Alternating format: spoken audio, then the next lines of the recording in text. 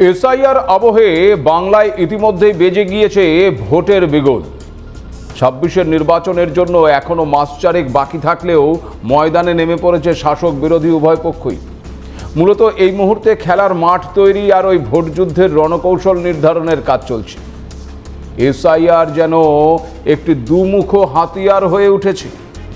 এক পক্ষ সমর্থনের হাতিয়ার বলে মনে করছে, আবার অন্য পক্ষ সেই এসআইআরকে বিরোধিতা করছে। লক্ষ্য একটাই, বাংলার মসনদ। আর প্রশ্ন একটাই যে এই আগামী ২৬-এ বাজিমাত করবে কে? ২০১৯ থেকে এই বাংলার রাজনীতিতে বিরোধী দল হিসেবে প্রাসঙ্গিক হয়ে ওঠা ভারতীয় জনতা পার্টি কি আগামী নির্বাচনে বাংলায় পরিবর্তন আনতে পারবে, নাকি ২০২১-এর মতন ফের একবার স্বপ্ন অধরাই থেকে যাবে? বাংলায় ডাবল ইঞ্জিন সরকার কি আদৌ তৈরি হবে? বিহার জয়ের পর বাংলা জয়ে কি পরিকল্পনা নিচ্ছে গেরুয়া শিবির? আপনারা দেখতে শুরু করেছেন এডিটরস ডায়েরি। আমি ভাস্কর দত্ত আপনাদেরকে আরও একটি নতুন এপিসোডে স্বাগত জানাই। বিহারে বিপুল ভোটে জয়ের পর ভারতীয় জনতা পার্টির এবার লক্ষ্য এই বাংলা। তাও এই প্রধানমন্ত্রী নরেন্দ্র মোদীর বক্তব্য থেকেই কিন্তু পরিষ্কার হয়ে গেছে। বিহার জয়ের পরেই প্রধানমন্ত্রী জানিয়েছিলেন যে গঙ্গা বিহার হয়েই বাংলায় প্রবেশ করেছে। বিহার বাংলা জয়ের রাস্তা তৈরি করে দিয়েছে। প্রধানমন্ত্রীর এই মন্তব্য বঙ্গ বিজেপিকে যে উজ্জীবিত করবে এই বিষয়ে কোনো সন্দেহ নেই।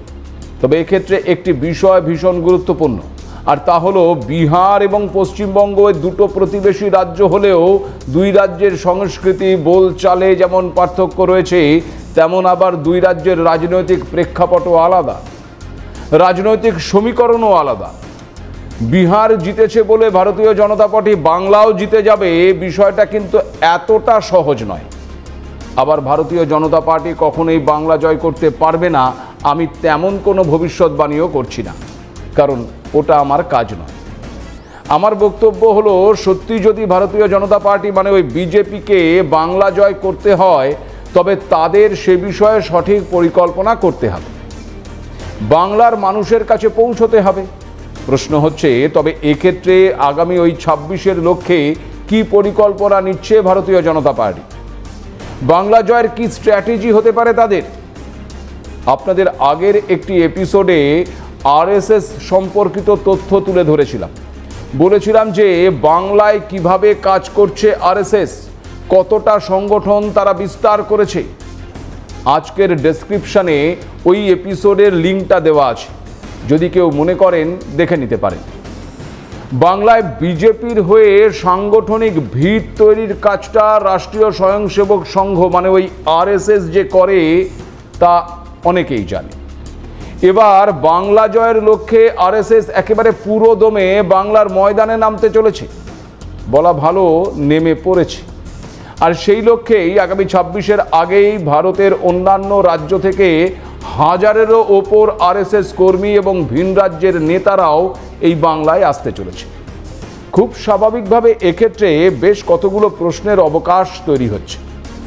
২০২১ হোক কিংবা ২০২৪, বাইরে থেকে আসা বিজেপি নেতাদের এ রাজ্যের শাসক দলের তরফে বহিরাগত তকমাই দেওয়া হয়েছে। বাইরে থেকে আসা সেই সমস্ত বিজেপি নেতারা বাংলাকে কতটা চেনে বা জানে তা নিয়ে কিন্তু প্রশ্ন থেকেই যায়। কিন্তু এক্ষেত্রে যারা আসছেন তাদের আবার একটা জায়গায় মিল রয়েছে, আর তা হলো এরা সবাই আরএসএস এবং বিজেপির হয়ে বিভিন্ন রাজ্যে নির্বাচনের কাজে যায়। এখনো পর্যন্ত যা জানা যাচ্ছে, কলকাতার দায়িত্বে আসছেন উত্তরপ্রদেশের এম সিদ্ধার্থন এবং কর্ণাটকের সিটি রবি। হাওড়া এবং হুগলির দায়িত্বে থাকছেন পবন রানা ও সঞ্জয় ভাটিয়া। নবদ্বীপ এবং উত্তর ২৪ পরগনার জন্য আসছেন অন্ধ্রপ্রদেশের এন মধুকর এবং উত্তরপ্রদেশের সুরেশ রানা। দুই মেদিনীপুরের দায়িত্বে উত্তরপ্রদেশের জেসিএস রাঠৌর এবং বাকি রাঢ়বঙ্গের দায়িত্বে থাকবেন পবন সাউ এবং ধন সিং রাউত। আবার বিজেপির সবচেয়ে শক্তিশালী ঘাঁটি বলে পরিচিত উত্তরবঙ্গের সামগ্রিক দায়িত্বে থাকছেন অনন্ত নারায়ণ মিশ্রা। আবার মালদা ও শিলিগুড়ির দায়িত্ব নিতে আসছেন অরুণ বিন্নারি। কোচবিহার এবং দার্জিলিংয়ের দায়িত্ব নেবেন কৈলাস চৌধুরী এবং প্রদীপ ভান্ডারী।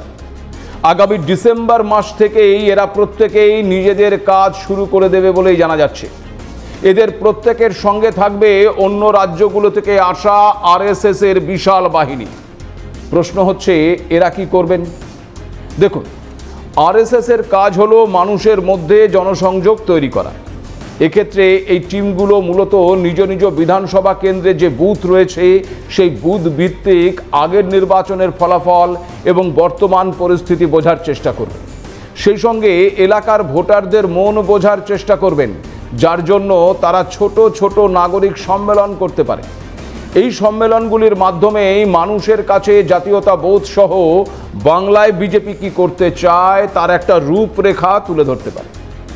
এ বিষয়ে আরও বিস্তারিতভাবে জানাচ্ছেন আমাদের সংবাদদাতা প্রীতিশ বন্দ্যোপাধ্যায়। চলতি মাসের 9 তারিখে অর্থাৎ 9ই নভেম্বর প্রথম এ রাজ্যে আসা শুরু করেন ভিন রাজ্যের সংগঠন মহামন্ত্রীরা। সেই দিন রাত্রেবেলায় কার্যত সল্টলেকের বিজেপি নির্বাচনী কার্যালয়ে স্থির হয়ে গিয়েছিল এবারের 2026 বিধানসভা নির্বাচনে দায়িত্ব দেওয়া হবে সংগঠনের এই সমস্ত ভিন রাজ্যের সংগঠন মহামন্ত্রীদের।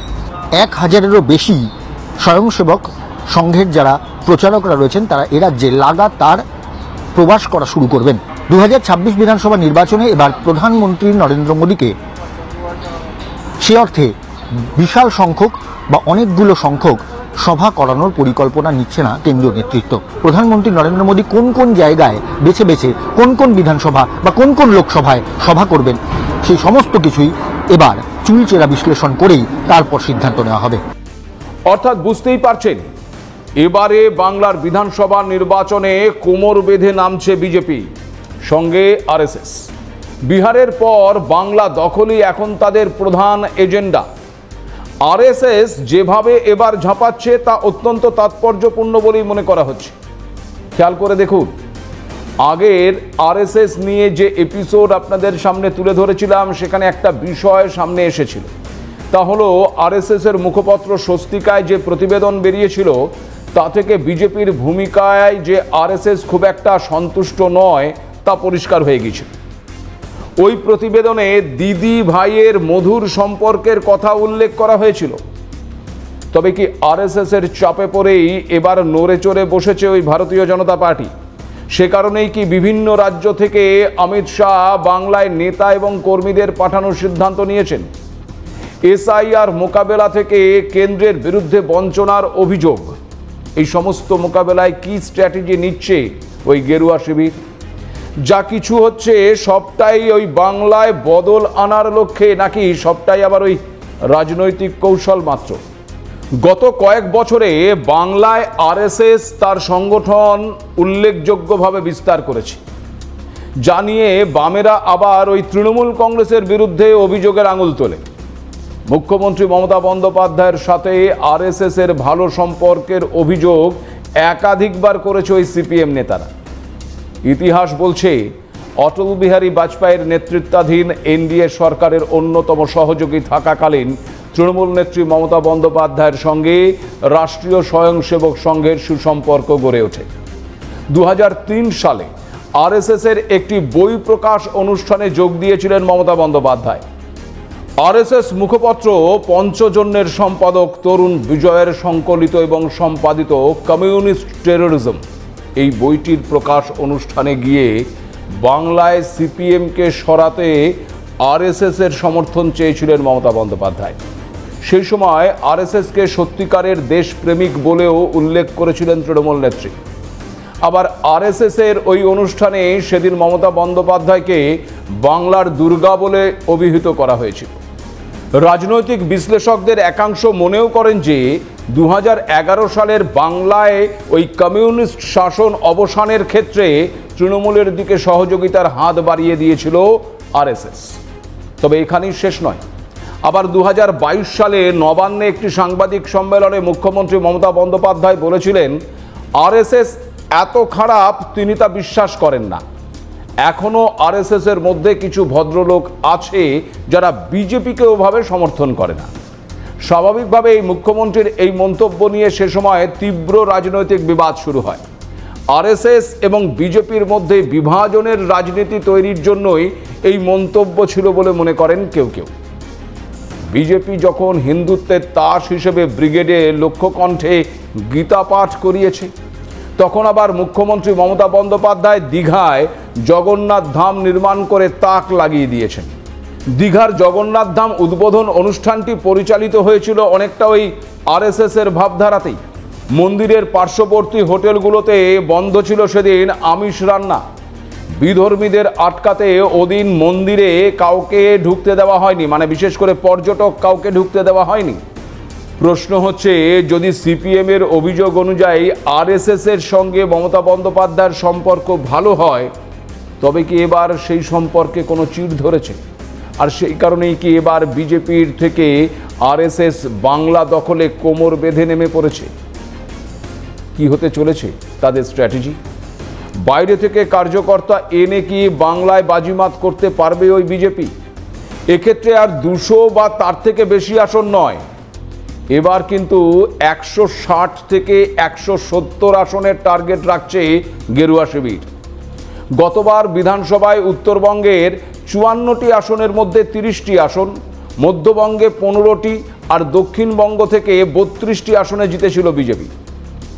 এবার যে লক্ষ্যমাত্রা রাখা হয়েছে তাতে দেখা যাচ্ছে যে উত্তরবঙ্গ থেকে 45টি, মধ্যবঙ্গ থেকে 30টি এবং দক্ষিণবঙ্গ থেকে 85টি আসন ধরা হচ্ছে। এক্ষেত্রে ভারতীয় জনতা পার্টি বেশ কিছু স্ট্র্যাটেজি নিয়েছে বলে জানা যাচ্ছে। গত 2021 বিধানসভা নির্বাচনে বিজেপির প্রধান টার্গেট ছিলেন রাজ্যের মুখ্যমন্ত্রী তথা তৃণমূল কংগ্রেস নেত্রী মমতা বন্দ্যোপাধ্যায়। সূত্র মারফত জানা যাচ্ছে, এবারের মানে আসন্ন 26-এর নির্বাচনে বিজেপির মূল লক্ষ্য মমতা বন্দ্যোপাধ্যায়ের উপর থাকবে না। অন্তত একচেটিয়াভাবে মমতা বন্দ্যোপাধ্যায়ের দিকে আক্রমণ করা হবে না, তবে তারা অভিষেক বন্দ্যোপাধ্যায়ের দিকে টার্গেট ঘোরাতে চাইছেন। মূলত কংগ্রেসকে পরাজিত করার ক্ষেত্রে যে নেহেরু গান্ধী পরিবারতন্ত্রের হাতিয়ার ব্যবহার করা হয়েছে, তৃণমূলের ক্ষেত্রেও সেই পরিবারতন্ত্রের রাজনীতির বিষয়টি হাতিয়ার করতে পারে এবার বিজেপি। অর্থাৎ তৃণমূলে বিভাজনের লক্ষ্যে রণকৌশল নিতে পারে ভারতীয় জনতা পার্টি। আবার 2021 সালের নির্বাচনের আগে ওই তৃণমূল থেকে বহু নেতা বিজেপিতে যোগদান করেছিল। সূত্র মারফত এটাও জানা যাচ্ছে যে আগামী 26-এর নির্বাচনে সে পথে হাঁটতে চাইছে না গেরুয়া শিবির।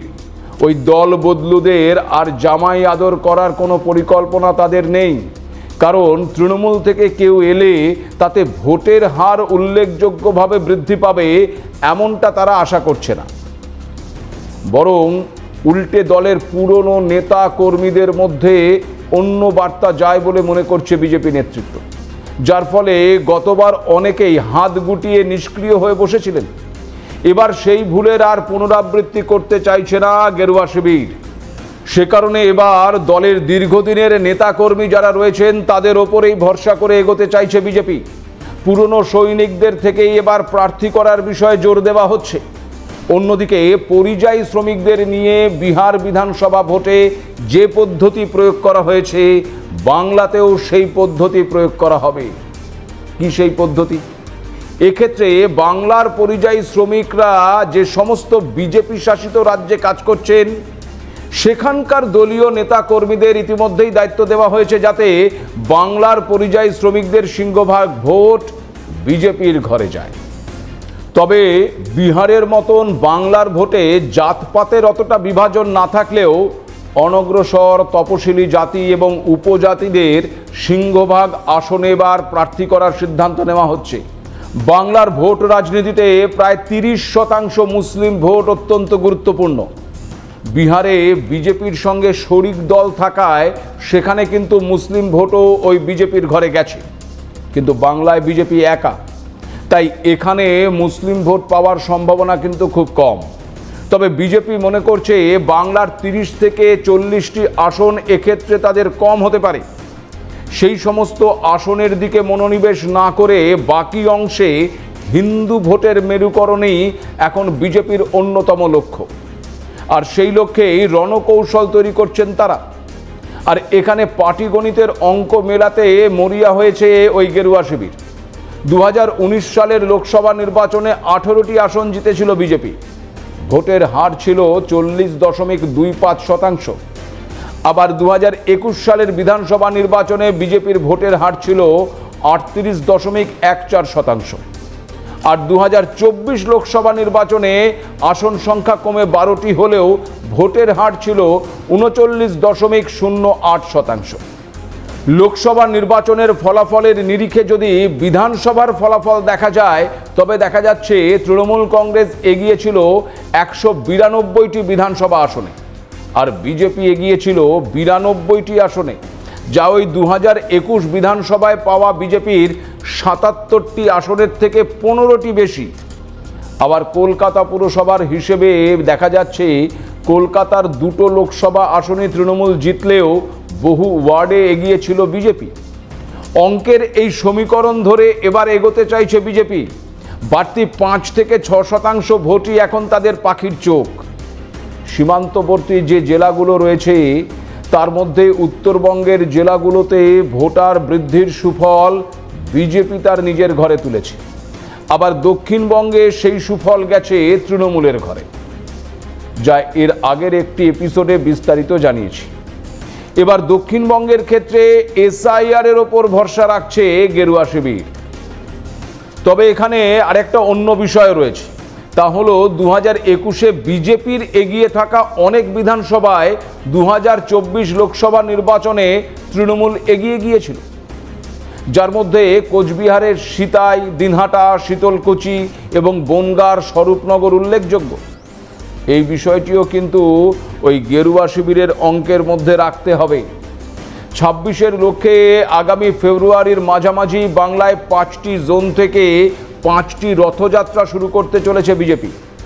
রথযাত্রার শেষে প্রধানমন্ত্রী নরেন্দ্র মোদীর উপস্থিতিতে হবে ব্রিগেড সমাবেশ। তবে বাংলায় এই মুহূর্তে শক্তিশালী সংগঠনের কাঠামোর ওপর দাঁড়িয়ে থাকা তৃণমূল কংগ্রেসের ভিতকে নাড়ানো যে একটা বড় চ্যালেঞ্জ, এ বিষয়ে কোনো সন্দেহ নেই। সেক্ষেত্রে গেরুয়া বাহিনীর এই রথের চাকা কতদূর গড়াবে, নাকি ফের একবার বাংলার মাটিতে আটকে যাবে, তা অবশ্য সময় বলবে। আজ এই পর্যন্তই। নমস্কার।